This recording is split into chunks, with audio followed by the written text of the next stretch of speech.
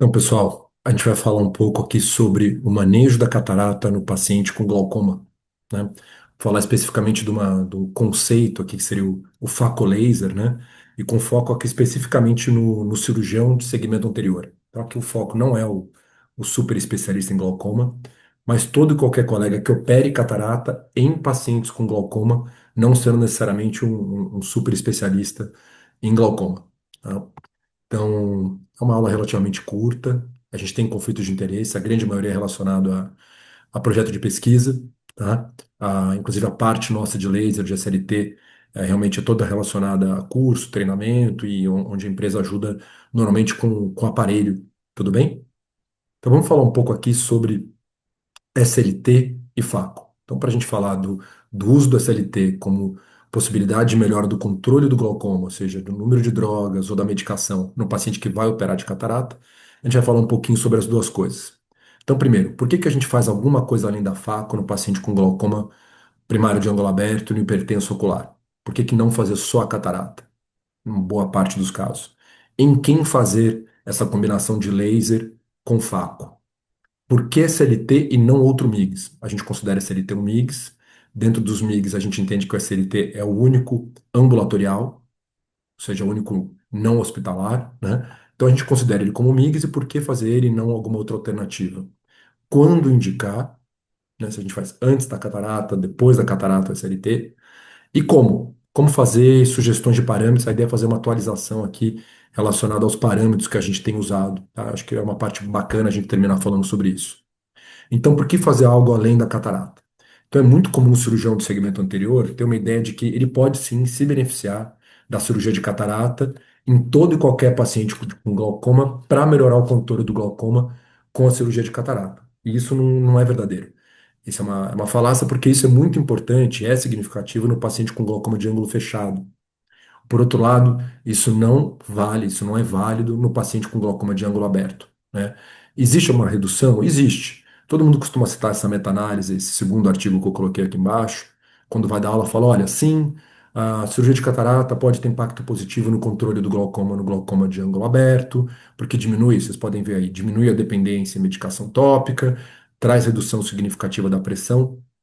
Não precisa nem ler o artigo inteiro.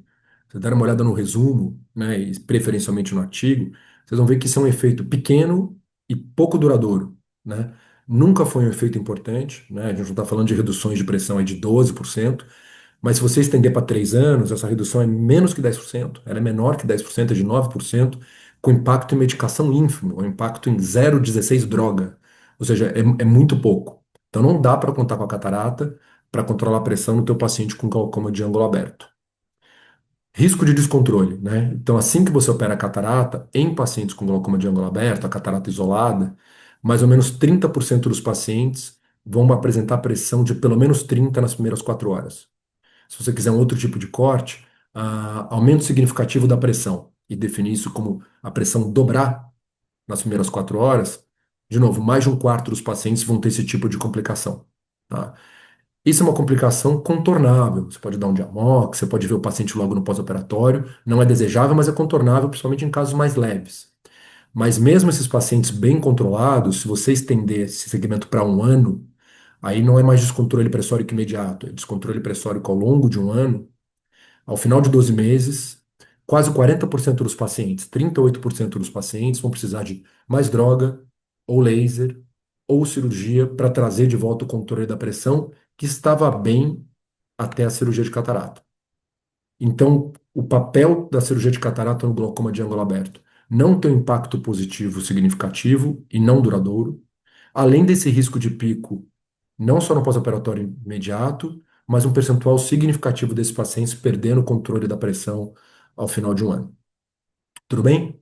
Então, por causa disso, em uma parte dos pacientes, a gente pensa em fazer alguma coisa além de só operar a catarata. Não quer dizer que precise fazer alguma coisa em todo o paciente, mas aquele paciente já com glaucoma leve para moderado, usando mais de uma droga, ou com a pressão discretamente acima do ideal, você tem que pensar em fazer alguma coisa, tá? E o foco dessa aula aqui, de novo, não é o super especialista. Então, a gente vai estar falando de hipertensão ocular, de glaucoma leve, no máximo moderado, em pacientes que não precisem de uma trabeculectomia, sem progressão significativa. Esse é o foco aqui da aula. tá? Então, eu trouxe alguns cenários clínicos. Pensa no paciente sem tratamento, tá? Com hipertensão angular ou glaucoma inicial, recém-diagnosticado. Você vai operar a catarata dele e você falou, puxa, tem glaucoma. Então, eu posso usar o laser para reduzir a pressão desse paciente, trazer um controle pressórico adequado. Está lá 18, 19, eu trago para 14, 15 e vou lá e opero a catarata desse paciente. Uma outra indicação é no paciente que já está em tratamento clínico, com hipertensão ocular ou um glaucoma inicial. Pode até pensar no moderado, desde que ele esteja bem estável, controlado com medicação, e aí você pode usar o laser para reduzir o número de droga. Seja que esse paciente tenha uma adesão ruim, ou se ele for intolerante à medicação, você pode reduzir o número de droga nesse paciente bem controlado, pensando em melhorar a superfície ocular para operar a catarata desse paciente. Uma outra situação é naquele paciente hipertenso ocular ou com glaucoma inicial, em que você entende que a pressão não está tão bem controlada. Então ela está discretamente acima do alvo, né? E você pode usar o laser para trazer essa pressão para o alvo antes de operar a catarata. Lembrando que tem que ser condizente com o que o laser entrega, né? A gente sabe que o SLT entrega alguma coisa entre 20 a 25% de redução de pressão, então, seria um paciente teu com uma faixa de pressão de 18 a 20, que você almeja uma faixa de pressão de 14 a 16. Mais que isso, não é SLT, é outra forma de tratamento. E, eventualmente, essa aula também não seria. Aí já a gente estaria falando do especialista, que é um outro tipo de glaucoma. Tá? Por que SLT e não outro MIGS? Essa é uma pergunta boa. Né? Então, quando eu penso no hipertenso ocular, no glaucoma inicial, no máximo moderado, que eu preciso de uma redução de 4 a 5 milímetros de mercúrio, uma redução de 20 a 25% da pressão, eu não estou falando de todo e qualquer MIGS e MIBS, né? Eu não estou falando aqui de GAT, provavelmente, não estou falando de Zen, de PreserFlow, a gente ficaria provavelmente com isso aqui, né? SLT, stent, Hydros, né? Mas eu estou pensando em alguma coisa que faça stent no canal, né? Ou alguma goniotomia setorial. Então, se for pensar em alguma cirurgia baseada no canal de Schillen, teria que ser aqui, de novo, ou laser, né, tentando melhorar a permeabilidade da malha trabecular, ou um stent, ou um hydros que deve estar vindo por aí, ou alguma goniotomia setorial. E aí qualquer exemplo, KDB, Tanito, Beng, o que você fizer ali para remover uma parte da malha trabecular em 90, no máximo 120 graus. Como é que o laser se compara com esse tipo de MIGS? São poucos estudos, né? Lembrando que o laser aqui é um MIGS não invasivo, né? Ambulatorial, e todos esses que eu estou falando, você tem que ir para o centro cirúrgico, né? E fazer alguma coisa no olho, ou seja, ir lá abordar o ângulo nesses pacientes, embora durante a cirurgia de catarata a gente já esteja no centro cirúrgico, mas o que os estudos mostram são resultados bem comparáveis, tá? Então, se a gente pegar um SLT e estender o follow-up do estudo até 3 anos e comparar com resultados de outros MIGs, aqui no caso o trabectome e o iStent, né? O trabectome seria uma proxy aqui de uma goniotomia, né? É um outro tipo de abordagem, mas, de novo, é tirar uma parte da malha trabecular setorial. Os resultados são muito parecidos. Pouquíssimos ensaios clínicos, tá? Eu achei um do Hydros com SLT, follow-up de 1 ano, redução pressórica muito parecida ao final de 12 meses, uma diferença pequena no número de drogas, mas clinicamente a gente está falando de procedimentos que entregam coisas muito parecidas, tá? Se você sair de 18 de pressão, você vai para 14, 13 no melhor cenário, seja com qualquer um desses procedimentos que eu esteja falando aqui. Nessa perspectiva de fazer junto com a catarata, ou seja, a faco laser, ou seja, a faco com SLT versus uma faco assistente. Aqui no caso do Inject, resultados comparativos retrospectivos de 12 meses. A diferença pressórica não foi significativa. Taxa de sucesso até discretamente melhor, se a gente pensar percentualmente no grupo que fez SLT e faco, ao invés de quem fez faco, assistente Inject, né? Eu não acho que necessariamente quer dizer que o SLT funciona mais que o Inject, né? Inclusive, eu acho a proposta muito parecida, né? De alguma forma, vai passar ali a malha trabecular. Mas talvez a diferença em favor do laser é que a gente sabe que tem estudo mostrando que muitos desses stents, eu entendo talvez mais até pelo cirurgião do segmento anterior do que pelo super especialista em cirurgia angular, né, o especialista em glaucoma, muitos deles estão fora do lugar, né? Não estão fazendo mal, mas também não estão trazendo nenhuma redução significativa da pressão. Em trabalho mostrando que esse número é bem grande, aí praticamente metade dos stents fora do lugar. Então, talvez por isso a diferença. Se a gente pensar em custo, já tem trabalho mostrando que o SLT é mais barato que o tratamento clínico. E entre as alternativas de procedimento angular, tá? O SLT novamente parece ser a alternativa mais em conta, né? E aí vem aquela pergunta, tá bom, você diz que é mais barato, a pressão cai parecida, poxa, mas eu já estou dentro do olho. E era assim que eu pensava quando eu comecei a fazer MIGS em 2017. Pô, já estou lá, por que que eu não faço um faco KDB? Por que que eu não faço agora um tenito, eu não coloco um stent, né? Por que que eu não faço alguma coisa angular, já que eu estou dentro do centro cirúrgico, né? Lembra que você tem que pensar primeiro. Nem todo mundo tem o volume de cirurgia angular que eu tenho, que um outro colega tem.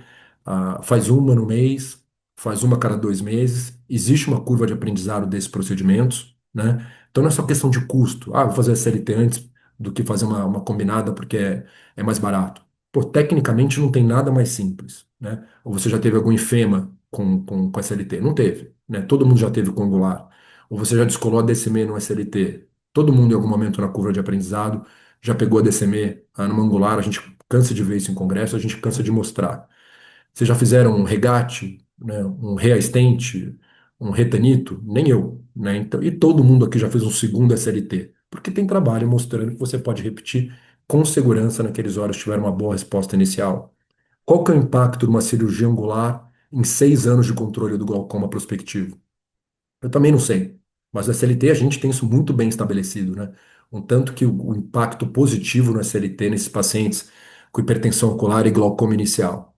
Além do que eu posso fazer isso antes da faco. Ou seja, eu vou lá, faço laser, tiro o colírio, melhoro a superfície, aí eu faço a biometria do meu paciente, aí eu opero a catarata, né?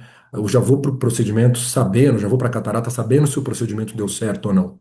Isso realmente as outras alternativas a gente não tem, né? Então, assim, é muito difícil. Você fazer um SLT, controlar a pressão, depois fazer a catarata e ter algum impacto visual ruim nesse paciente. É comum com MIGS? Não é comum. Mas todo mundo tem um paciente com enfema, que demora mais para resolver, sangue para trás da lente e por aí vai. Quando fazer? Aí a pergunta. Tá bom, eu entendi que é para fazer o SLT, você faz antes ou depois da cirurgia de catarata? E aí realmente a literatura, o que tem de estudo, não tem uma conclusão muito importante, tá? Ou seja, que te justifique fazer antes ou depois. Tem, o que tem de literatura, embora seja pouco, sugere que talvez o resultado seja melhor no paciente fásico do que no pseudofásico. Aí favorece fazer antes da cirurgia de catarata, mas não é uma evidência muito forte. Uma outra pergunta: será que se eu fizer o SLT antes da faco, eu pioro o resultado da faco? Inflamação, quebra de barreira, edema de mácula? Não.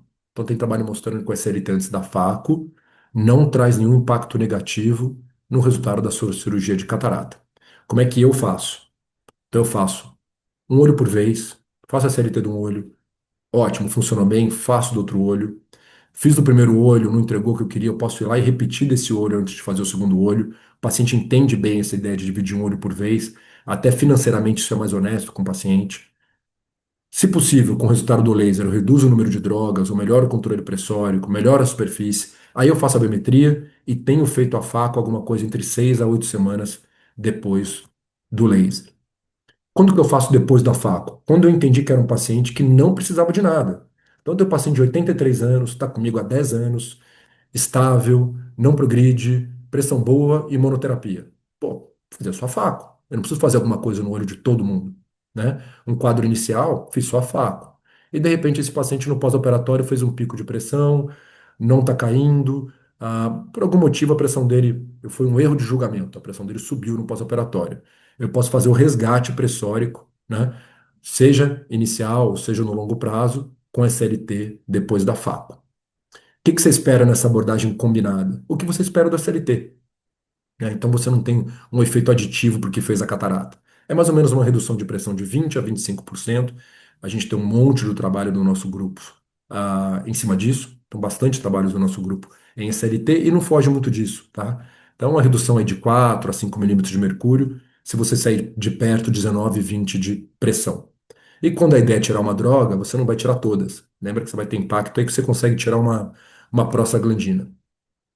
Como fazer para a gente terminar? Então, eu trouxe aqui algumas sugestões de novos parâmetros. Então, me acompanha aqui no racional. A gente faz SLT há mais de 20 anos, há 25 anos. O SLT começou a ser utilizado como alternativa ao ALT, que era a tabeculopatia com argônio, sendo feito normalmente quase como uma alternativa antes da TREC. Então, você fazia lá no outro espectro da doença. Olhos mais graves, pressão mais alta, paciente com múltiplas drogas. Além de não funcionar tão bem, existiu o receio de descontrole da pressão, por de alguma forma, estar fazendo o laser e perder o controle pressórico naquele trabecular doente, ou muito doente.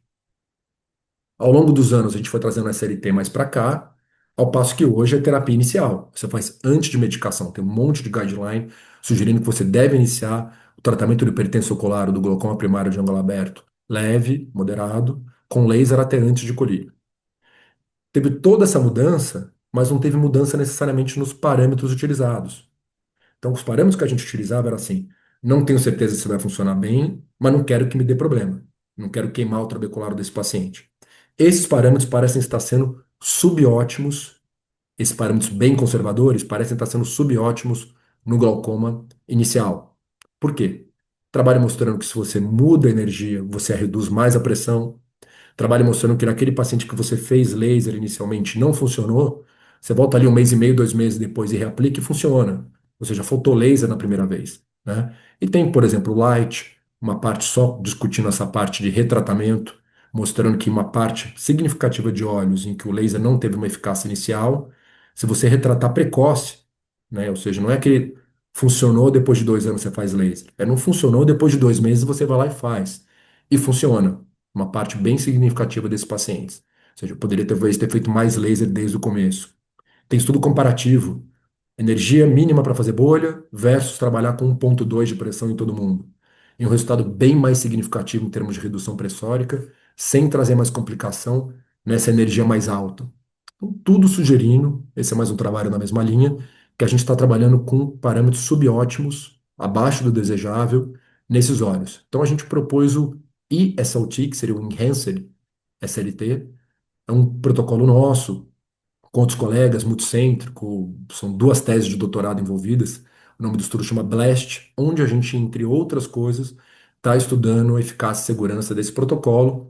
É assim que eu tenho feito nos meus pacientes inicialmente. Eu já tenho começado com um pouco mais de laser e realmente a redução pressórica tem sido mais significativa. A gente quer ver se isso impacta na duração do laser e por aí vai. Então é assim que eu faria.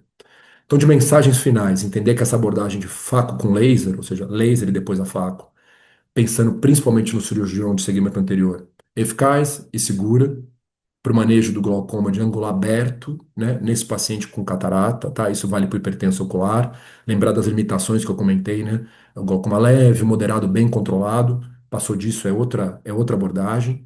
E pensando no laser, quando bem indicado, até porque o problema do SLT é indicação. Tecnicamente é muito simples.